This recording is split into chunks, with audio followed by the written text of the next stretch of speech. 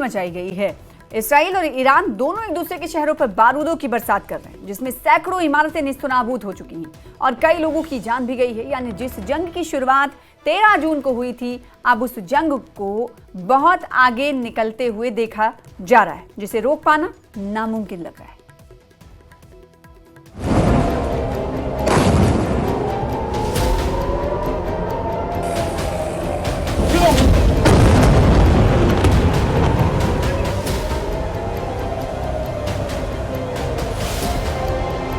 Iran और Israel के बीच जंग का दायरा बढ़ता जा रहा है। इजराइल के हमलों के बाद ईरान ने भी पलटवार किया है, जिसके बाद अमेरिका ने उस पर दबाव बनाना शुरू कर दिया है। हालांकि ईरान ने जंग में पीछे हटने से इनकार करते हुए इजराइल पर बैलिस्टिक मिसाइलों से कई हमले किए हैं, जिससे तेल अवीव और हाइफा जैसे शहरों को बड़ा नुकसान पहुंचा है। منتظر عکس العمل حامیان اسرائیل هستیم، میکشن کنار یا نمیکشن کنار. یعنی هر چه زودتر عقلای آمریکا و اروپا باید به سرعت دولت مردانشون رو از پشت سر اسرائیل بکشونن بیرون. اگر این کار اتفاق نیفته ما نمیتونیم شاهد باشیم که آمریکا و کشورهای دیگری مهمات رسانی به اسرائیل میکنن، هواپیماهاشون میاد تو آسمان با موشک‌های ما برخورد میکنن، هواپیمای انگلیسی، هواپیمای فرانسوی، هواپیمای آمریکایی.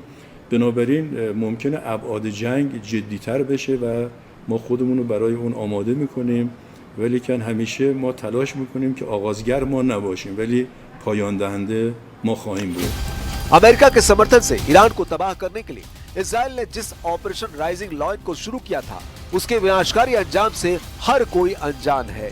लेकिन हालात बता रहे हैं कि मध्य पूर्व का ये संघर्ष अब एक ऐसी जंग में बदलने जा रहा है जिसमें दुनिया दो भागों में बंट जाएगी।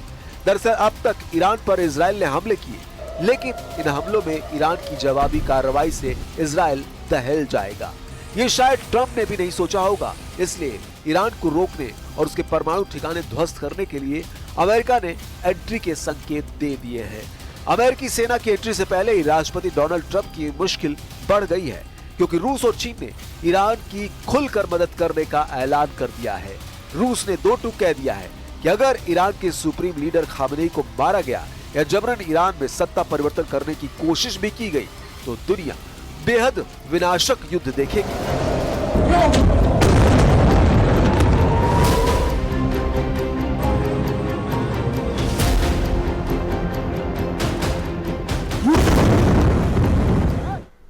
Если мы вспомним с вами встречу, которую накануне провел президент Путин с руководителями международных информационных агентств, когда ему задали вопрос по этой теме, он сказал: «Я даже не хочу об этом говорить». И это говорит о том, что, конечно, это является совершенно неприемлемым. Сама постановка такого вопроса является для нас неприемлемым.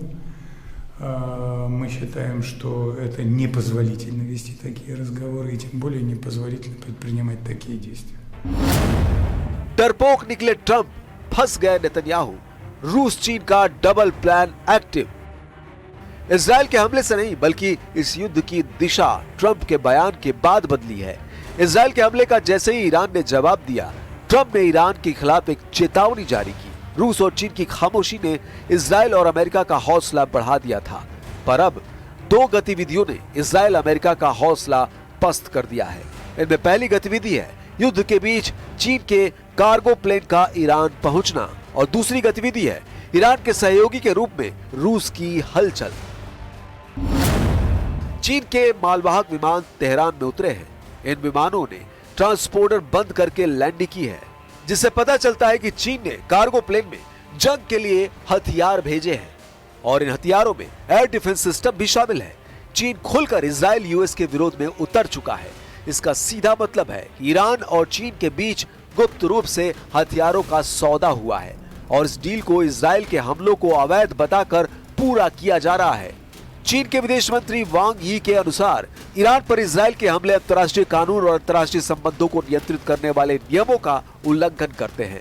शांति स्थापित करने के लिए ओमान और अन्य देशों के साथ चीन संचार स्थापित करेगा। इसका मतलब है कि चीन खुलकर इजराइल और अमेरिका के विरोध में आ गया है, और दूसरी तरफ रूस ने भी ईरान का साथ देने का संकेत दे दिया है। रूस ने अमेरिका के लिए चेतावनी भी जारी कर दी है, जिसमें कहा गया है कि ईरान पर अमेरिका हमला न करे।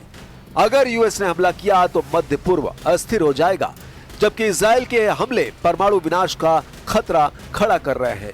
यानी स्थिति दिन ब दिन बिगड़ती जा रही है, जिसका प्रमाण अमेरिका की एक गतिविधि से भी मिलता है।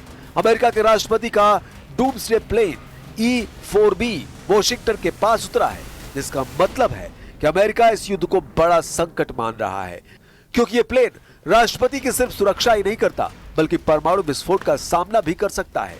तो क्या युद्ध में न्यूक्लियर तबाही की आशंका बढ़ गई है? जवाब ट्रंप के बयान से मिलता है। I have a meeting in the war room in a little while, situation room as some people call it. So we're going to meet, we're going to see. We're in the midst of it's a terrible thing. I hate to see it. I hate to see all that death, so much death and destruction. But death primarily is what I hate to see. अब ऐसे हालात में Israel Iran को कैसे हरा पाएगा, ये बहुत बड़ा सवाल है।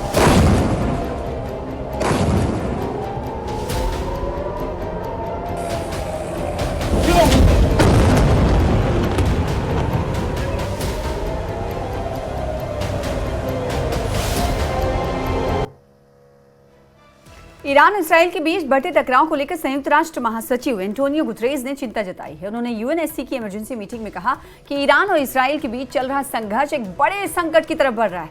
गुतरेज ने इस दौरान सभी पक्षों से शांति की अपील की। अल्जीरिया, चीन, पाकिस्तान और रूस की मांग पर यूएनएससी की इमरजेंसी मीटिंग बुलाई गई।